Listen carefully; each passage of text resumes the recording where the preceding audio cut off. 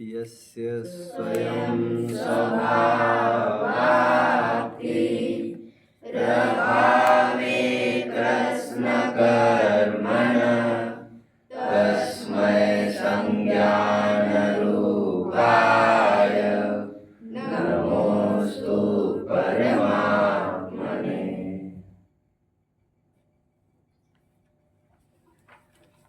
मोक्षार्थियों,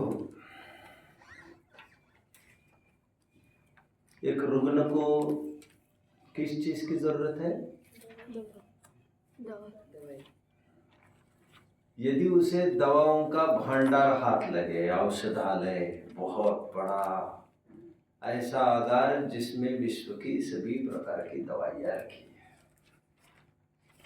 उसका समाधान हो जाएगा। What he need is a good prescriber। एक डॉक्टर की जरूरत है उसके लिए, जो ये बताए ये दवाइयाँ करती अमृत का काम है विशिष्ट परिस्थितियों में। बट विशिष्ट परिस्थितियों में विशिष्ट जनों के लिए विशिष्ट मर्यादा के बाहर यही सब जहर का काम करने लगती है।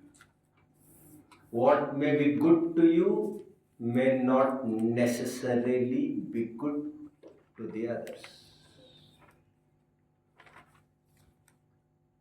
हमारा जिन शासन एक औषधालय है, आघात और स्याद्वाद के ज्ञाता, उसके एक सुंदर माध्यम है जो ये बताते हैं कौन सी दवा किसके लिए है। व्यक्ति विशेष की बात नहीं है, काल विशेष की भी बात है। अभी कुछ अच्छा है तो थोड़े टाइम के लिए ये दवा हटाकर दूसरी दवा भी दी जाएगी। ये तो समय समय और परिस्थिति की बात है। इसीलिए मेडिकल प्रैक्टिशनर की बहुत जरूरत होती है। इन दवाइयों के होने मात्र से भी काम नहीं बनता। अक्सर हमने एक छंद सुना है, मुनि व्रत धार अनंत बार ग्रीवक उपजाए। अभी वो छोड़ दीजिए आगे के बाद। इन ऊपर की लाइनों को कहते कहते हमारे मुंह सूख गया। इतनी बार बोलने वालों ने बोला होगा, कान पक गए, इतनी बार सुना होगा अभी वो छंद। बट ये छंद का प्रयोग करना किसके लिए था? इस दवाई का प्रयोग किसको था? ये उपाय किसके लिए था? ये था व्यवहाराभासी को, जो कुछ क्रियाओं में संतुष्ट हुआ है और आगे चलने को वो हिम्मत हार बैठा है। वो विशिष्ट स्थान को ही, पड़ाव को ही अपना गंतव्य मान बैठा है, उसके लिए ये था। बट अनफॉर्चुनेटली ये औषधि उसके हाथ में लगकर यदि निश्चयभासी के हाथ में लग जाए तो मुश्किल पड़ जाएगी। पहले ही एलर्जिक है वो उस चीज का, और उसी चीज का यदि पोषण होने लग जाए तो उसके सुधार के अवसर खत्म हो जाएंगे। मोक्ष मार्ग प्रकाशक के 8वें अधिकार में एक बहुत सुंदर उदाहरण पंडित जी देते हैं। जिसे गर्मी चढ़ गई हो उसे क्या करना चाहिए? शीत औषधि को ग्रहण करना चाहिए, और जिसे शीत की बीमारी हुई है उसे उष्ण औषधि को ग्रहण करना चाहिए। और यदि ऐसा नहीं करेगा वो तो रोग को दुगना बलवती करके और मुश्किल हो जाएगा उसका सुलझना। इसके लिए मैंने कहा एक मेडिएटर की जरूरत है, ज्ञाता की जरूरत है। हमारे ग्रंथों में इसीलिए कहा भी है, गुरुओ भवन्ति शरणम प्रबुद्ध नए चक्र संचार। नए चक्र के ज्ञाता का होना जरूरी है, जिसके अधीन रहकर अब जिन शासन की एक एक बात समझो। मैं 1-2 दिन में I am planning to take a संस्कार कक्षा which will be an eye-opening event and where I will try कि किस प्रकार मिस इंटरप्रेट किया गया है जैनिज्म को बड़े जाने माने लोगों के द्वारा, से रविशंकर IAS वाले से दृष्टि वाले क्या है उनका नाम दिव्य कीर्ति जी। कभी दयानंद सरस्वती को मैं विशेष हाईलाइट करूंगा, और भी मेरे ख्याल में एक अपकमिंग में एक कल परसों I am planning to take, वहां पर मैं विशेष चर्चा इसकी करूंगा। अभी तो मैं इतना ही कहूंगा, उनके लिए ये श्लोक विचारणीय था जो श्लोक हम कल देख चुके हैं। भुक्तोज्झिता मुहुर्मोहान मया सर्वे पुतगला। अनंत बार मुनि बना है तो भैया भोग कौन से कम बार भोगे है तुमने, जिसका आकर्षण छोड़कर तुम जिसकी तरफ उद्दाम वेग से अभी दौड़ने का सोच रहे हो, वो तो पहले ही कह चुके थे समय सार में, शुद्ध परिचितानुभूता सब। ये तो परिचित है भैया, ये कहा जा रहा था। तो ये पहले ही हमने इस रास्ते को बंद करके अब फिर दूसरे रास्ते दिखा रहे थे, वहां से घूमकर यहाँ पर घुसने का तो कोई अवसर ही नहीं रहा था अभी तुम्हारे लिए। अब क्रियाओं में धर्म नहीं कहकर तुम्हें ये विचार करना चाहिए था, भोगों का मार्ग भी जब बंद कर चुके हैं और जब क्रियाओं में धर्म मान्यता का भी निषेध किया जा रहा है, तो वो कौन सा मार्ग तीसरा बचा। लेकिन तुम्हें शोध खोज की कहाँ पड़ी है, अनादि का संस्कार तुम्हारा, ये क्षण उनके लिए बड़ा कार्यकारी है। मुनिव्रतधार अनंत बार ये क्षण ये कार्यकारी है व्यवहाराभासियों के लिए, और निश्चयाभासियों के लिए इस दवा का सेवन करना जरूरी था। कौन सा बच्चों? भुक्तोज्झिता मुहुर्मोहान मया सर्वे पुतगला। कई बार भोग भोगा भैया, कई बार भोग भोगा, लेकिन उसका फल कुछ नहीं पाया। ये कल तक के श्लोक का प्रकरण चला बच्चों। एक स्थलीपुलाक न्याय बताया गया है न्याय के ग्रंथों में। कौन सा? प्लीज आगे। स्थलीपुलाक न्याय please. What is thali? Thali is a container, a pot. English में इसी को कहते हैं पुलाक इज राइस, इसलिए इंग्लिश में इसे कहते हैं cooking pot maxim. What is maxim? Maxim is a proverb, a saying. कुछ सूत्रात्मक कुछ बोलना, उसे मैक्सिम कहते हैं। और कुकिंग पॉट मैक्सिम कहते हैं इसे, स्थलीपुलाक न्याय को। Otherwise rice grain principle, English के मैं वर्ड्स बता रहा हूं। ये स्थलीपुलाक न्याय ये कहता है बच्चों, यदि चावल पके हैं कि नहीं देखने हैं तो पूरे चावल खा जाने की जरूरत नहीं है उसके लिए। तो एक चावल भी आप उंगलियों के बीच में रगड़ कर देखेंगे, उससे आपको परीक्षण होगा पूरे चावल के कणों का, हाँ या ना। तो एक से मराठी की कहावत, शीतावरून बहाताची परीक्षा, मराठी की कहावत, वो इसी की तरफ संकेत करती है। जब हमने ये कहा कि अनंत बार भोग भोग कर छोड़ दिए गए हैं, तो अभी और कौन सा भोग बचा? तो ये कोई कहने की बात नहीं हुई कि I have tried Maruti, I have tried और कौन से ब्रांड से, ब्रांड नहीं जानता ज्यादा, now I am thinking to try BMW। तो बात तो सब एक जाति की हो गई।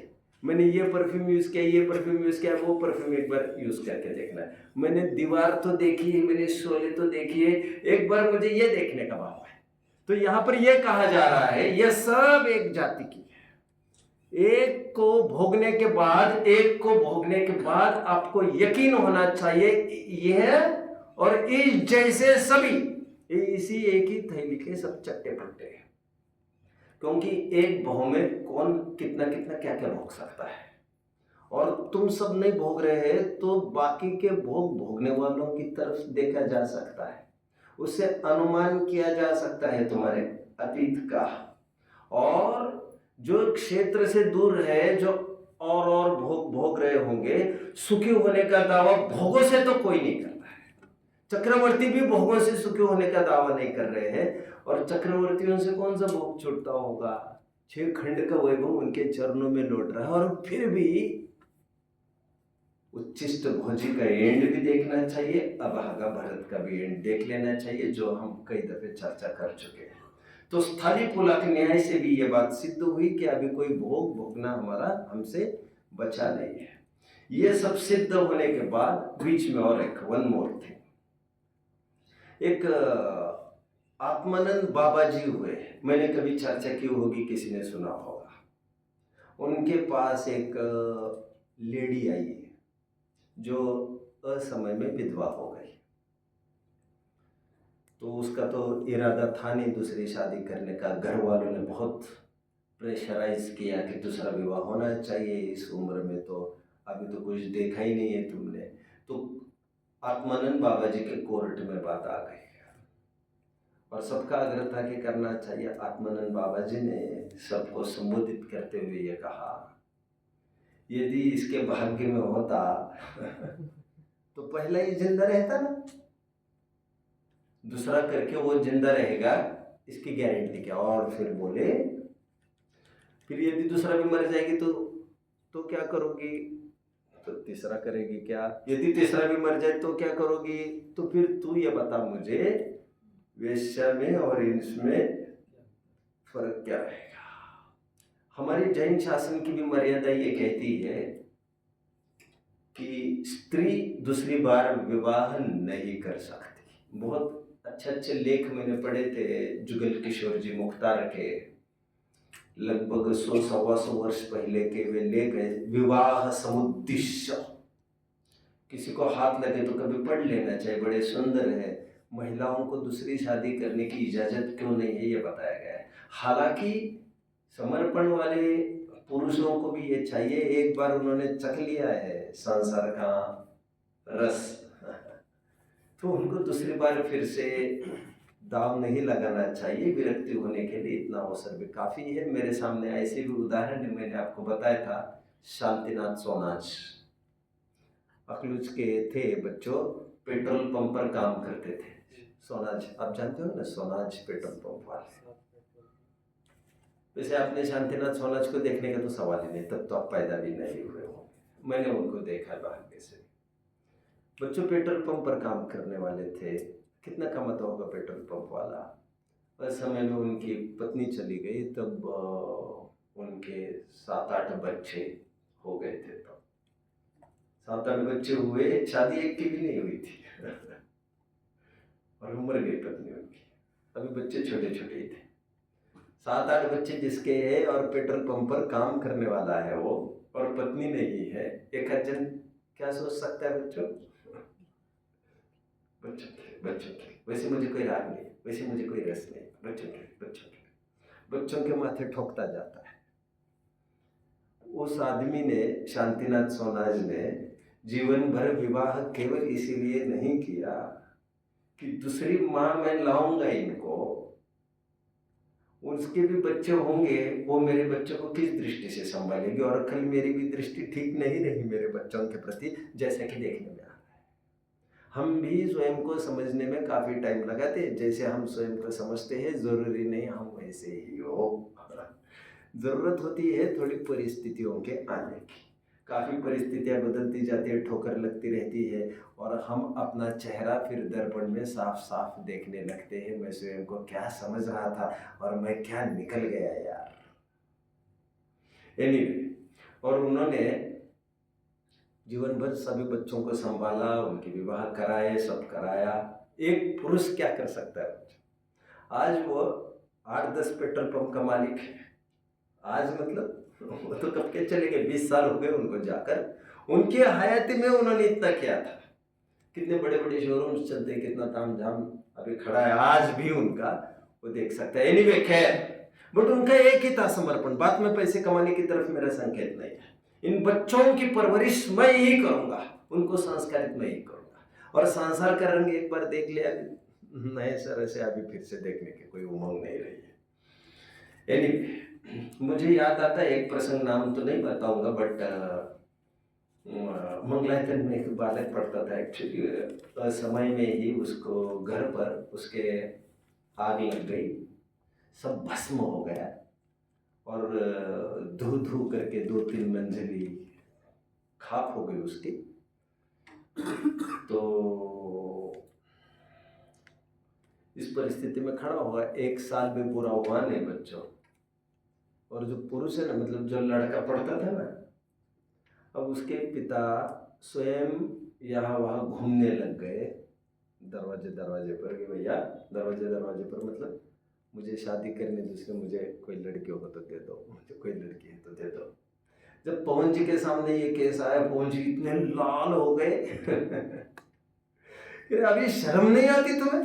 1 साल हुआ नहीं है, इतना बड़ा इस हादसे से पूरी समाज विरक्ति में चली गई और तुम्हें कुछ भी नहीं लग रहा है।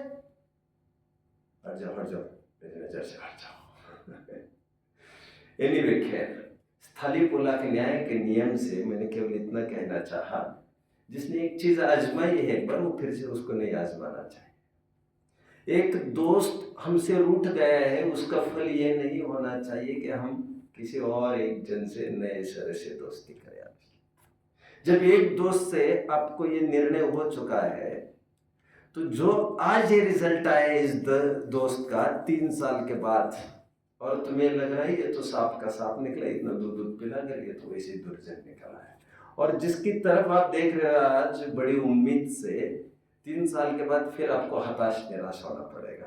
अब बीज बो रहे हो, इसलिए इतनी एक बार हमने चख लिया है, निष्कर्ष यही चाहिए अभी हम नजदीकी किसी से नहीं करेंगे। और कई प्रसंग ऐसे बनते हैं, नाते रिश्तेदारियों में भी सर्वत्र बनते हैं, वे काफ़ी है। बहुत सुंदर श्लोक चला बच्चों, एक बार उनको पढ़ लेना चाहिए, उसको पढ़ लीजिए फिर से।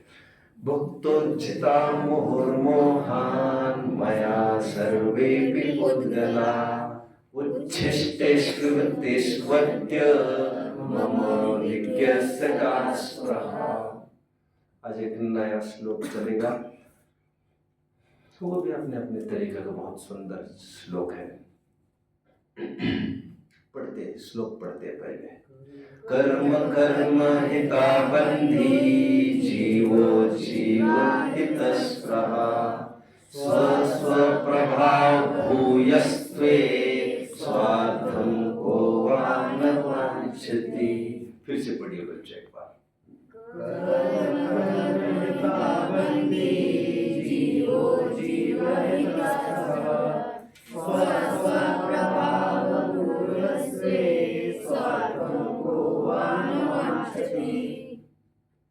सामान्य अर्थ करते फिर शाब्दिक अर्थ करो बच्चों। इस संसार में सभी जन स्वार्थी है बच्चों, सभी जन। वैसे 12 भावना में तो बोलते आ रहे हम, क्या सुतदारा होई न सीरी, सब स्वार्थ के है। कमला चलत न पैंट, सब वैसे ही है, सब ठगों की टोली है, कोई नहीं है मेरा। आज मुझे पता चला यार, आज मुझे पता चला दुनिया ऐसी है। बड़ी उम्मीद लगाई थी यार, धोखा दिया तुमने, छुरा मौका है तुमने। होता है डिप्रेशन में तो आता ही आदमी, क्योंकि जितनी इच्छाएं होती है, जितनी एक्सपेक्टेशंस होती है, उसके अनुपात में दुख मिलना इंसाफ है भी। हम तुम्हें तब इतना समझा कर कह रहे थे तो तुम मान नहीं रहे थे मेरी बात को। अभी कोई बात नहीं है। इस जगत में जितने भी जन हैं सब स्वार्थी है, और जिसे हम अपने कहते हैं ना बच्चों, अपने वे भी प्रसंग आने पर, जैसे अभी कह रहा था मैं बच्चों, एक बाप ने दूसरी शादी क्या कर ली, यदि आपके निगाह में कोई हो तो देख लेना चाहिए बच्चों। जब दूसरी शादी कर ली तो दूसरी पत्नी से जन्मे हुए बच्चे, अब यहाँ पर तो ऐसे कोई होगा नहीं, वैसे होगा तो भी शिक्षा लेने के लिए क्या बड़ी बात है। आप क्या हाथ ऊपर कर रहे हैं? ठीक। फिर वो सौतेले जैसे ही करने लगता है। पढ़ लेना चाहिए, समझ लेना चाहिए सब बातों को, फिर मुश्किल पड़ जाए। जैसे प्रॉपर्टी के बंटवारे तक भी जितने मैंने मेरे जीवन में देखा, सब बाप भी हमारा नहीं रहता। अच्छा, माँ तो हमारे रह सकते हैं ना। अरे इतिहास तो ये कह रहा था, बेटा तो पुत्र तो कुपुत्र हो सकता है, माता तो कुमाता नहीं होती। लेकिन ये क्या देखना पड़ रहा है आज, ये साहित्य की भाषा में बोल रहा हूँ, साहित्यिक के वर्डिंग्स बोल रहा हूँ। ये किसका चरित्र चल रहा होगा? हालांकि आप बोलेंगे ये कई कई है, ये सौतेली माँ है, बट एक माँ भी बच्चों, माँ भी पर पुरुष के साथ संबंध करने लग जाती है, भाग कर भी चली जाती है। पीछे कितनी जिम्मेदारी कोई खबर नहीं। इतना तो सुना होगा किसी ने, हाथ ऊपर करो, किसने सुना होगा? रात गई बात गई, एक दूसरों के लिए जन्मने मरने की ये सब वादे गए, खत्म खत्म, क्षणिक उद्वेग था, अब खत्म हो गई बात। खैर, इस दुनिया में कोई किसी का नहीं रहता है, इसलिए किसी से भी बहुत नजदीकी करना बहुत ठीक नहीं है। अपने पर्याय अनुसार जितने भी अधिकार है, कर्तव्य है, उसको अदा भर करने की बात है, बट मोह करने की कोई बात नहीं है। ये छंद ये कहता है बच्चों, संपूर्ण विश्व स्वार्थी है। क्या? संपूर्ण विश्व स्वार्थी। जब कर्म भी अपना अपना पक्ष बढ़ाने को देख रहे हैं, तो हे जीव, तू स्वार्थी क्यों नहीं होता? तू अपना अपना क्यों नहीं देखता? जिनको अपना अपना कहते हैं, जिनको अपना अपना कहते हैं, पृथ्वीराज चौहान को किसने मरवाया बच्चों? पृथ्वीराज चौहान को किसने मरवाया? राजा जयसिंह। राजा जयसिंह कौन थे होने को? उनके ससुर। ससुर ससुर। अभी दामाद को कोई मरवाएगा क्या? हो सकता है ऐसा बच्चों? और पहले बातें हुई, खत्म हो गई, अब क्या रहा उसका? अपनी लड़की को कोई विधवा भी करेगा क्या? हालांकि वर्तमान युग में भी ऐसी काफी घटना है। अब मां क्या, बाप क्या, इस तराजू पर, इस कसौटी पर तो कोई भी नहीं चढ़ पाएगा बच्चा। यहां अपना कोई नहीं है, इसलिए किसी के लिए पाप नहीं किया जा सकता। और इसीलिए जब धर्म मार्ग पर चढ़ने की बात आती है, वहां पर मां बाप किसी को नहीं देखा जाता बच्चा। अब जब तक दीक्षा नहीं लेनी है, घर पर रहना है, तब तक माता पिता की तो बात मानी जाती है, हमारी जिम्मेदारियों का निर्वाह होता भी है। 7 फेरे पाड़े थे, जिसके साथ प्रतिज्ञा की थी जीवन भर वहन करने की, वो प्रतिज्ञा कब तक है? घर में रहने तक की। बट ऊपर का मार्ग चढ़ने के लिए, दीक्षा लेने वालों के लिए ये प्रतिज्ञा कोई काम की नहीं, उनको उत्तर उत्तर ऊपर चढ़ना जरूरी होता है। सभी जन अपना अपना स्वार्थ साधते हैं। एक तरफ कर्म है और एक तरफ जीव है। सभी अपना अपना कर्म अपना अपना स्वार्थ साध रहा है। अभी पता चलेगा। वैसे कहा यह जा रहा है इस श्लोक में, कर्म अपना अपना स्वार्थ साध रहा है, जीव अपना अपना स्वार्थ साध रहा है। और स्वाभाविक भी है, कह रहे हैं सभी अपने अपने प्रभाव को ऊंचा उठाना चाहते हैं। अपने को कौन पीछे रखना चाहेगा? स्वार्थम को वांछति। क्या कहा? स्वार्थम को न वांछति। स्वार्थ को कौन नहीं चाहता? एक तू ही है जो दूसरों की सरकार बढ़ा रहा है। अभी बात कही जाएगी। हालांकि डायरेक्ट प्रेरणा इसमें की नहीं है, प्रेरणा मैं करूंगा। एक तुम हो कि तुम उनकी संतति बढ़ाते जा रहे, तुम उनकी सल्तनत को, उनके राजपाट को सुरक्षित करना चाहते हो। अरे तुम्हें चाहिए था तुम तुम्हारा अपना राज्य बढ़ाओ। दो पार्टीज खड़ी की इस श्लोक में, कौन कौन सी? जीव और कर्म। कर्म अपना अपना हित करते रहते हैं, हित करते रहते, इसे पर्सोनिफाई किया बच्चों। इसे फिगर ऑफ स्पीच कौन सी कहते हैं? अलंकारिक भाषा। पर्सोनिफाई को मानवीकरण, मानवीकरण अलंकारिक भाषा। अलंकार होते हैं ना, अलंकार, इसे मानवीकरण कहते हैं। एक बार हम सर्च कर रहे थे, याद है? 1-2 साल पहले की बात है। इंग्लिश में कहते हैं इसे टू पर्सोनिफाई, क्योंकि कर्मों का हित क्या, बट एक कहने की एक पद्धति है। कर्म अपना अपना हित करते हैं, अरे उनके हित अहित का विवेक और हित अहित के होने के बाद तो केवल जीव में ही संभव है। बट यहाँ पर ये कहना चाहते हैं, पर्सोनिफाई करके बात कर रहे हैं, कर्म कर्मों को पुष्ट करते हैं, तो जीव का पोषण क्यों नहीं कर रहा है? वो उसका अपना अपना क्यों नहीं देख रहा है? मतलब समझिए, सुनिए। देखिए बच्चों, कर्म है, ज्ञान और दर्शन और नादे 8 कर्मों की बात है। कर्मों का उदय आया, जीव क्या करता है? राग द्वेष करता है। राग द्वेष होने के पश्चात क्या होता है? नवीन कर्म बंद होता है। मतलब द्रव्य कर्म ने क्या किया? कुछ टुकड़े आपके सामने डालकर आपसे कुछ ऐसा करवाया जिससे उसकी संतान बढ़ती रही। राइट। मतलब कर्म का ही हित है इसमें। आप कर्म के इशारे पर नाच रहे हो, कर्म तो चाहता ही है। चाहता मतलब समझ में आ रहा है ना? अभी कर्म चाहता नहीं है कुछ भी, पर्सोनिफाई करके बात की जा रही है यहां पर। कर्म आप अच्छा है कहो तो खराब है कहो, कुछ भी कहो, उसी के खाते में पड़ता जाता है। और कुछ ना कुछ तो कहोगे ही आप, कैसी स्कीम है, कैसी स्कीम है। बट एक रास्ता था, जब उसकी संतति खत्म होकर, उसका हित न होकर हम अपना हित कर सकते थे। वो मार्ग कौन सा था? अच्छा और बुरे के बीच की कल्पना जो थी, निष्पक्ष होकर ज्ञाता दृष्टा बनना, जगत साक्षी मार्ग प्रगटन परो भानुरी।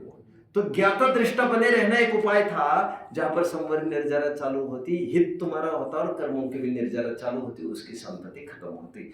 ये यहाँ पर कहा जा रहा है। जब सभी जन अपना अपना स्वार्थ देख रहे हैं, स्वार्थम को वन वांछती, सभी जन अपने अपने प्रभाव को चाहते हैं, स्व स्व प्रभाव भूयस्त्वे। जब सभी जन अपने अपने प्रभाव को चाहते हैं, अपने स्वार्थ को कौन नहीं चाहता है? रे जीव तो अपना हित क्यों नहीं करता? देखो, कर्म ने हमें बर्बाद किया। ये कब बोलता है आदमी? बहुत गरीबी आई, रोग आया, तो हम कहते कर्म क्यों पीछे लगा है। लेकिन ये कर्म के दो रूप है बच्चों, एक ही कर्म के दो रूप है। यही कर्म कभी कंगाल बनाकर, और यही कर्म कभी माला माल बनाकर। ये दोनों प्रकार आपको पराधीन करने के दो विविध तरीके। एक थोड़ा सा अच्छा लगता है ऊपर से, एक सडन डेथ को कॉज करने वाला एक स्ट्रॉन्ग पॉइजन है, एक स्वीट पॉइजन है जो धीरे धीरे मारता है, एंड टेस्ट भी जिसके अच्छे। जैसे मैंने आपको कहा था, ये जहर है और ये शक्कर है बच्चों। आपको लगेगा ये तो जमीन आसमान अंतर है। लगता है कि नहीं? और शक्कर जहर है कि नहीं? और धड़ल्ले से आप खाते जा रहे हो कि नहीं? कम पड़ रही हो फिर भी कंप्लेन करते हैं कि नहीं? डाली नहीं, कदाचित कम पड़ी रहती और आप चुप रहते, ऐसी भी बात नहीं है। आप तो कंप्लेन कर रहे हैं आज भी, आज भी। और ये उदाहरण शक्कर को पॉइजन कहने वाले, ये उदाहरण मैंने ठीक इसी एक आध साल में दिया था, आपको याद आ रहा है? मेरे पास एक कटिंग भी है, मैंने आपको ये कहा था, जिसमें प्रूव किया है कि शक्कर किस प्रकार पॉइजन है। आपको याद आ रहा होगा, मैंने स्वामीनाथन को कोट करते हुए ये कहा था, उनका ये कहना है, दूध में यदि शक्कर डालो तो दूध में जितना कैल्शियम था वो सब खत्म। अब केवल आंतों को जोर दे रहे हो और कुछ नहीं कर रहे हो। पेट भर रहे होंगे लेकिन पोषक तत्व उसमें खत्म कर रहे हैं। इट एक्ट्स लाइक चाबुक, ऐसे स्वामीनाथन के वर्ड्स है। ये तब भी मैंने कहा था, किसी को याद आ रहा है आपको? राइट। एनीवे, इतना कहने के बावजूद भी आज खत्म हुआ है कि वो शक्कर खाना नहीं। क्योंकि हम उसे जहर मानते नहीं है। एनीवे, कमिंग बैक, मैं क्या समझा रहा था? जिस दिन हम शक्कर और जहर में समानता देखने लग जाएंगे तो समझ लेना कि श्रद्धान पक्का हो गया कि शक्कर खाने लायक है। बट मैं दूसरी बात कह रहा हूं। निष्कर्ष क्या बना रहा था मैं? कर्म ने ही दोनों प्रकार से अप्रोच किया। ये कर्म कभी आपको एकदम ऊंची चोटी पर ले जाकर रख देता है, शिखर पर, और वहीं कभी दलदल में धंस देता है आपको नीचे। लेकिन वो ऊंचाइयों पर चढ़ाना, ये नीचे दलदल में गिराना, ये दोनों कर्मों के ही काम है। एक में आपको अकड़न होने लगती है और एक में आपको सिकुड़न होने लगती है। अकड़ रोग कहते हैं पुण्य को, बनारसी दास जी क्या कहते हैं बच्चों? और दोनों में आकुलता है। अच्छा, पैसा न मिले तो आकुलता है कि पैसा मिले तो आकुलता है? पैसा इतना मिलेगा, इतना मिलेगा। अभी देखो बच्चों, आज सुबह की एक बात मैं शेयर करता हूँ आपसे। कोई साधन में आए थे, मैंने कहा उम्र उनकी लगभग 60 होगी। मैंने कहा भी आपको धर्म मार्ग में लग लेना चाहिए जब इतना सब। बोले मैं वही कोशिश कर रहा हूँ, सालों से कोशिश कर रहा हूँ। बोले इतना फैला रखा, इतना फैला, मैं समेट ही नहीं पा, समेट ही नहीं पा। अब पीड़ा समझ रहे हो बच्चों, पीड़ा। अरे कोई एक एक दाने को खाने के लिए मोहताज है, वो भी अपलित है उसके तरीके से। जिंदगी तो कोई भी नहीं जी पा रहा है, और ये भी समेटते समेटते परेशान। आपको क्या लग रहा है? मैंने कल ही कहा था, जितना ज्यादा छोड़कर जाएगा, छोड़ते समय उतनी ही आकुलता लौट आएगी। और इसका प्रमाण ये है, यदि निराकुल होता बहुत कम, अगर तो अभी रुक जाता ना, लेकिन ऐसा है नहीं ना, ऐसा है नहीं ना। और बड़ों के रोग बड़े होते हैं। क्या कहा मैंने? छोटों के रोग ऐसे होते हैं जो 100, 200, 1000, 2-5 हजार में, लाख 2 लाख में निपट जाते हैं। लेकिन बड़ों के रोग ऐसे नहीं होते हैं बच्चों, वो करोड़ों में ही निपटते हैं। ऐसा है और ऐसा है। खैर, ये कर्म के 2 स्टाइल से बच्चों। जैसे फॉर एग्जाम्पल, किसी को बुद्धिहीन बना दिया और किसी को बहुत बुद्धिमान बना दिया। वही कर्म कभी किसी रूप में आता है, कभी किसी रूप में आता है। अच्छा, बहुत विद्वत्ता वाला बना दिया, उसका फायदा क्या हुआ? फायदा क्या हुआ? अभी तुम आज ये समझ रहे हो, सोच रहे हो क्या बात कर रहे हो, मुझे 1 घंटे का 1 लाख रुपए मिल रहा है, 1 दिन का मैं 10 लाख छाप रहा हूं, मैं 1 घंटा भी नहीं छोड़ सकता, 1 घंटा भी। तुम तो डोनेशन बोलो कितना दोगे, ज्यादा बुद्धि मिली वो और फंस गया। उसको गुलाम बनाने का एक नया तरीका है बच्चों, नया तरीका। कितने जन समझ रहे हैं मेरी बात को? कर्म अपने अपने तरीके से दोनों को गुलाम बना रहा है। अरे जीव, तुम्हारा अपना हित क्या हुआ इसमें? अभी किसी को बहुत जन परेशान इसके लिए रहते, स्पीकिंग एबिलिटी हुआ, प्रवचन के लिए कोशिश करते हैं। मुझे सब प्रकार की घटनाएं मेरे जीवन में, हर प्रकार के अनुभव है, हर प्रकार की शिकायत है। अभी 2 सगे भाई है, दोनों बहुत अच्छे हैं, चर्चित तो नाम सुना है आपने? बहुत अच्छे, बहुत अच्छा। चर्चित खनिया थाने के बहुत अच्छे विद्वान है बच्चों, बहुत अच्छे। बच्चा तो नहीं कहना चाहिए, अच्छे विद्वान हैं। और अभी लगभग ब्रह्मचर्य भी उन्होंने लिया हो, ऐसा होगा, I don't know the exact case now. उनका ही एक सगा भाई हर्षित, दोनों शास्त्री हुए हैं। और हर्षित को भी जानते होंगे फिर तो, उनके सगे भाई को बहुत कम जानते हैं। अभी यही तो दिक्कत है, बहुत कम लोग जानते हैं उसको, न जानने का कारण है बच्चों। और दोनों इंटेलिजेंट, एकदम इंटेलिजेंट इतने हैं वो, हर्षित भी चर्चित भी। दोनों, मुझे लग रहा है मध्य प्रदेश के कोई एग्जाम्स हुई थी टीचिंग वगैरह की, उसमें दोनों ने टॉप 10 में थे। मतलब नॉट ओनली इन जेन्स, पूरे मतलब लाखों उसमें पेपर देते आते आते। उनकी माँ का ये कहना रहता था, भैया वो मुझे आकर बोलते थे, इसे वो ये कुछ बोलते ही नहीं मन से, और वो मन से कुछ नहीं बोलता हर्षित, उसके बोलने का ही नहीं। मैंने कहा बने रहने दो, जैसा है वैसा है। हमारी तकलीफ सबसे बड़ी ये है, स्पीकिंग एबिलिटी चाहिए, स्पीकिंग एबिलिटी चाहिए। तो उससे क्या होता है, आज के ज़माने में वही चलता है। तो आज के ज़माने के हिसाब से चलना है क्या आपको? अरे ज़्यादा बोलने वालों की समस्या आपको कहाँ पता है? रविंद्रनाथ टैगोर, पशु आखिर तक हमसे बोलना तो नहीं सीख पाए, आओ अभी हम पशुओं से ही चुप रहना सीखे। रविंद्रनाथ टैगोर का कोट। अरे झगड़ों की जड़ है ये बातें।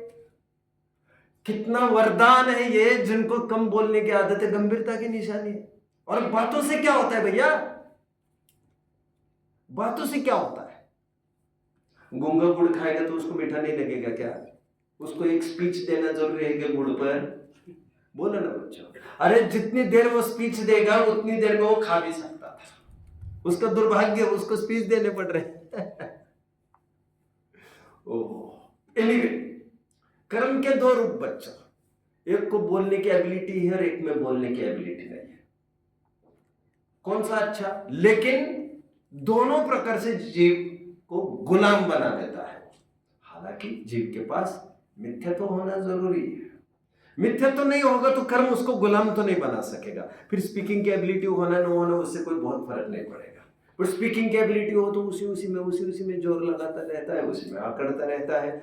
और फैमिली किसकी बढ़ती जाती है, परिवार किसका बढ़ता जाता है, कर्म का। कर्म ही बंधेगा ना, उससे होगा तो निर्वाण नहीं ना। और यदि ऐसा होता तो गणधर तो कम से कम तीर्थंकर तो मुनि दीक्षा लेने के बाद बच्चों मौन तो नहीं रहते थे। तीर्थंकर जीवन भर भी उपदेश तो देते कुछ ना कुछ, तीर्थंकर जीवन भर भी कुछ उपदेश नहीं देते, बस उपदेश तब देते हैं जब उनसे कुछ उनका बस नहीं चलता उन पर, जब वे वितरागी हो जाते हैं। तो मैं कहता हूं उपदेश देते नहीं, उपदेश उनसे निकलवाया गया है।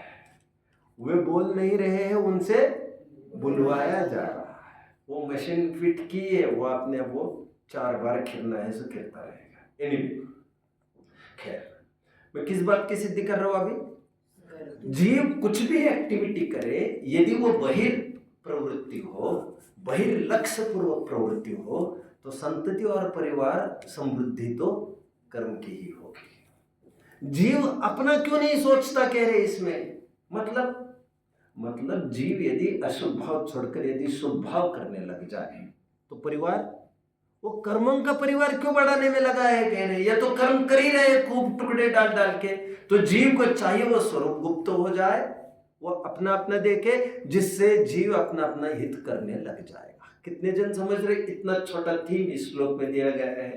श्लोक को फिर से पढ़ते हैं बच्चों, शाब्दिक अर्थ तो कुछ करेंगे और फिर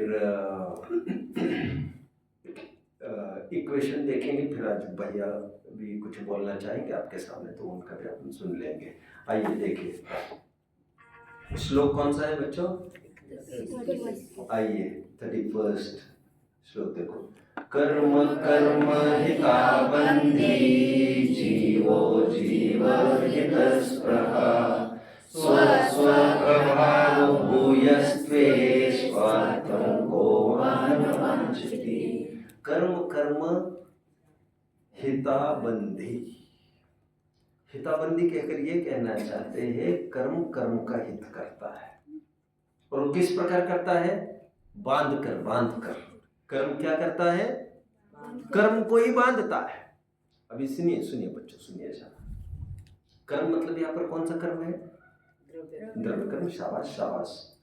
इंटरमीडिएट कौन सा पॉइंट साइलेंट है, भाव कर्म। द्रव्य कर्म किसको पैदा करता है, भाव कर्म को। द्रव्य कर्म किसे पैदा करता है, भाव कर्म। भाव कर्म फिर किसे पैदा करता है, द्रव्य कर्म को पैदा करता है। संतति चलती आ रही ना, द्रव्य कर्म से भाव कर्म, भाव कर्म से द्रव्य कर्म। यदि भाव कर्म को गौण किया जाए बीच में, तो द्रव्य कर्म कुल मिलाकर किसे बढ़ा रहा है, द्रव्य कर्म को बढ़ा रहा है। बीच में जीव फटे में टांग उलझा रहा है, इसीलिए तो सब उनका परिवार हो रहा है। लेकिन अभी उसको गौण करो, लेकिन कर्म को सफलता मिल रही है अपना अपना परिवार बढ़ाने में। उसको सहयोग कौन दे रहा है, जीव कहो अथवा जीव का अज्ञान कहो अथवा अज्ञानी जीव कहो। सज्जन जीव तो बीच में फटे में टांग नहीं उलझाता। द्रव्य कर्म का उदय होने पर, द्रव्य मोह का उदय होने पर भी ज्ञानी जन भेद विज्ञान के बल से भाव मोह रूप नहीं परिणमते, इसीलिए वे नवीन कर्म बंधन को प्राप्त नहीं होते।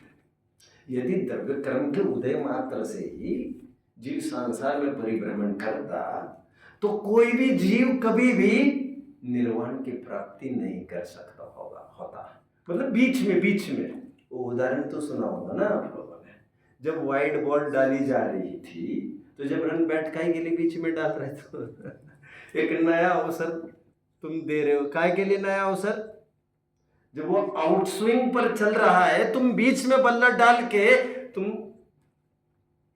जो क्या कहते हैं उसको,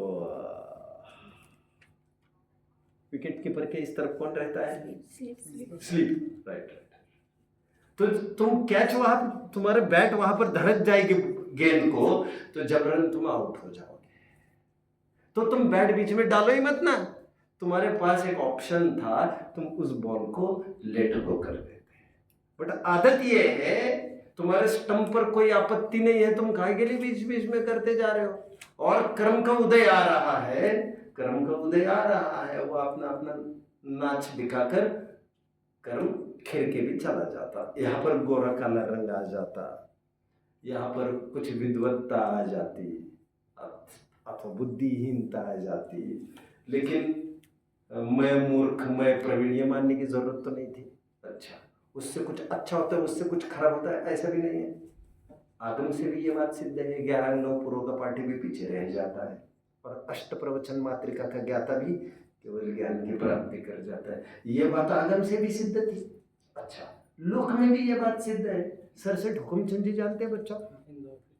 इंदौर के थे।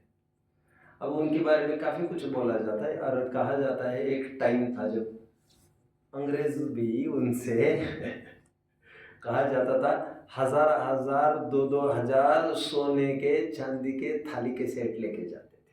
अंग्रेजों की बड़ी बड़ी पार्टीज होती थी तो इनसे 2 दिन के लिए दे दो साहब, 2-2 हजार सोने के सेट भोजन पान के। एक टाइम था जब उनकी 7-7 फैक्ट्रीज चलती थी।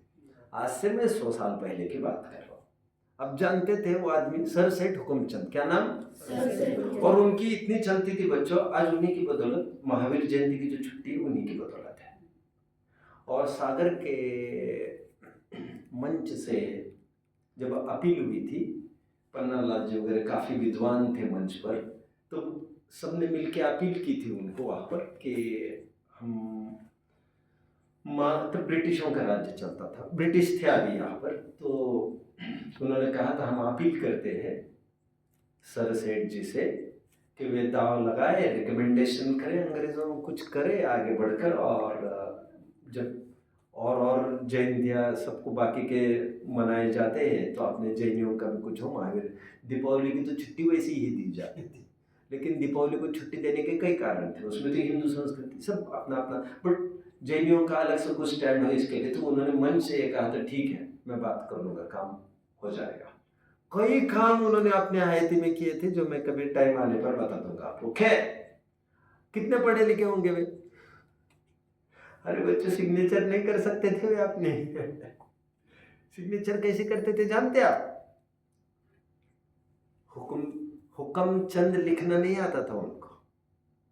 हुक्मचंद लिखना है ना, वो उतना लिख नहीं सकते थे, उनको पढ़ा लिखा दिया था किसी ने, थोड़ा बहुत सिग्नेचर पुरता, तो वो लिखते थे ह हु नहीं, क म, ह क म छ पर बिंदी नहीं द कदम, इतनी सी सिग्नेचर होती थी। अपना नाम भी ढंग से नहीं लिखते थे और बड़े बड़े ट्रांजैक्शंस किए जाते थे, सब उनके आदमी लगे थे। एनीवे, खैर मैं क्या कहना चाह रहा था, वैसे मैं कह रहा था कि कर्म दोनों प्रकार से ट्रैप करने को देख रहा है। बुद्धि ज्यादा हो तब भी उसमें कोई बड़ी बात नहीं थी, कम हो तो भी उसमें कोई बात नहीं थी। दबने वालों को अवसर मिल गया, करने वालों को भी अवसर मिल गया, और कहीं ना कहीं राग कर लेता है प्राप्त सहयोगों में, या तो द्वेष कर लेता है, तीसरा रास्ता उसे पता ही नहीं था। इस प्रकार कर्म की अपनी अपनी संतति बढ़ती जा रही है। कर्म हिता बंदी, बंदी का अर्थ ये है, समझ रहे बच्चों, क्योंकि द्रव्य बंद की तरफ संकेत किया जा रहा है। ऑफ कोर्स उस द्रव्य बंद के बीच में जीव के भाव कर्म आए बिना तो द्रव्य कर्म तो अपना काम कर नहीं सकता। जीव को भाव कर्म तो करना बीच में जरूरी है, इतना तो है। तो एक प्रकार से उसकी गृहस्थी कौन बसा रहा है? हम ही बसा रहे हैं। और वो क्या कर रहा है? हमारी गृहस्थी उजाड़ने पे तुला है।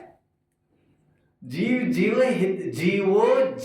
हित स्पृहा मतलब इच्छा, और जीव का हित करने की स्पृहा होती है। ये तो सिद्धांत बता रहे, प्रेरणार्थक मैं बात कर रहा हूं। मैं जब कर्म अपना अपना काम कर रहा है, अपने अपनी संतति बढ़ रहा है, जीव अपना हित क्यों नहीं कर रहा है?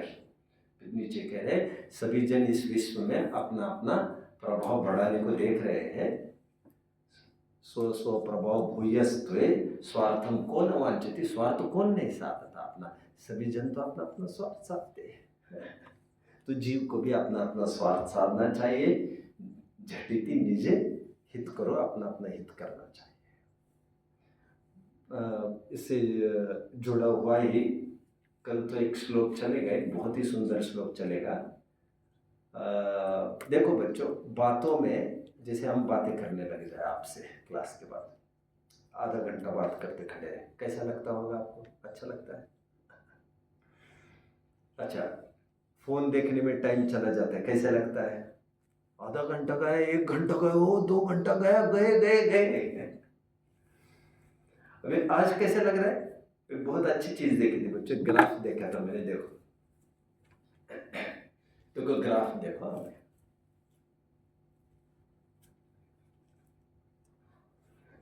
प्रारंभ first half of the life, प्रारंभ ऐसा, उनका सेकंड हाफ पार्ट ऐसा।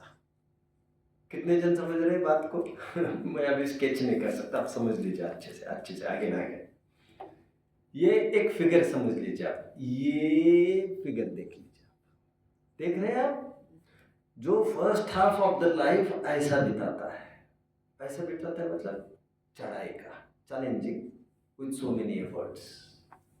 उसका उत्तर latter half part of the life कैसे जाता है? उसका सुकून चैन में जाता है। साइकिल तो चलाई होगी ना बच्चों, स्लोप पर चढ़ाने में कितनी जान खपानी पड़ती है, और वहां से यहाँ करने के लिए जान खपानी पड़ती है क्या?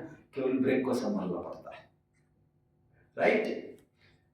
अब ठीक उसके नीचे एक फिगर बनाएंगे बच्चों, ठीक उल्टी फिगर आती, जो जीवन के फर्स्ट हाफ पार्ट में चैन चाहता है, चैन सुख चाहता है, तो that is like a slope which is very easy, बिना सांस करके तो वो हो ही रहा है।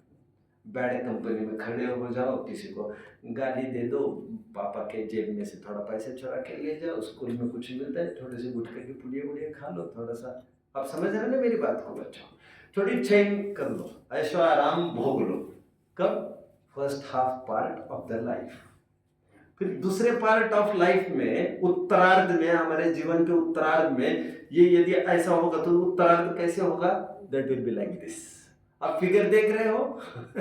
ऊपर की फिगर ऐसी थी और नीचे की फिगर ऐसी फिगर है, देख रहे हैं आप बच्चों? आज यदि हम समय अपना टीवीज में, फोन्स में, घर पर बात करने में, घर वालों से बातें करने में, दोस्त आदि से बात करने में खर्च करेंगे, अभी का टाइम कैसे जाएगा? बहुत अच्छा निकलता है। अच्छा टाइम पास लगता है ना? हाँ या ना बच्चों? और कुछ तो बोलिए।